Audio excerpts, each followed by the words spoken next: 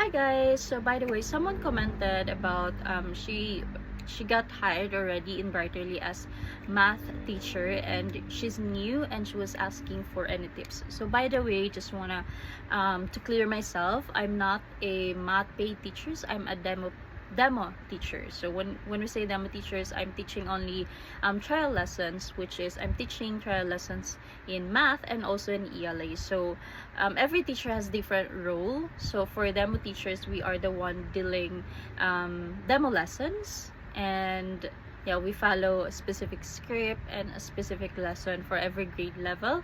That's for the demo teachers. As for the math paid teachers and ELA paid teachers, they also have different, different routine, but it's quite similar as well. So as I have heard from other teachers, when it comes to math paid teachers, first, because I've watched the course accidentally, I watched it accidentally before because I thought I am a math paid teachers, but then I'm not, I'm demo. So as I've remember before. So first thing, I think we have similarity when it comes to the teaching. So first is really have to make sure that you have all the props, the background as well before you start teaching.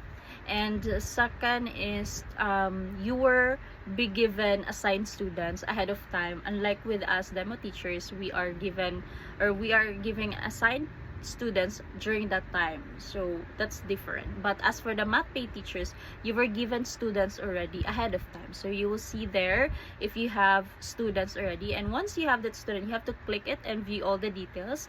If that student has demo lesson, what we call feedback, you have to read the feedback so that you would know what to prepare, what lessons to be prepared, and what are the things the students are struggling with, which part, or what specific struggle as a students on his or her end. Like for example, is that student struggling with multiplication, with addition, so on and so forth.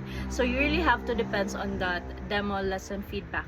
On you will base your lesson, or you will choose the lesson based on that demo feedback. So you really have to check the demo feedback so that you would know what to prepare, or what lesson you need to prepare for that student. And then what's next? Yeah, after that, I think you just have to really always check your schedule. Let's say you open your slot from 4 a.m. So if you open your slot starting 4 a.m., you have to really awake, or you have to be prepared 1 hour before, or let's say 2 hours before. That would be much better, so that you would know how many students you have on that day, and so that you can prepare ahead of time as well. So I guess that's just it. And always check if you already confirmed your slots sa tutor schedule. Check there. If there's a word confirmed, then that means your slots are confirmed. Once it's confirmed, always check your schedule. Okay, so if it's 4 a.m., you have to wake up like 3 a.m. or let's say 2 a.m. so that you could really check your schedule. Always check your schedule all the time, like every now and then, to see if you have students assigned. And yeah, I guess that's it. As for the after the lesson, I think if you're done with the probation, if you're done with the onboarding, you would see there what are the things that you need to prepare after the lesson.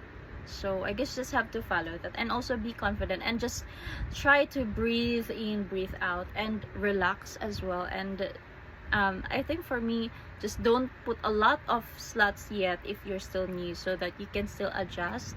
And yeah, just be patient. And yeah, that's it. So I hope that you will be you will stay in Bartley for as long as you want.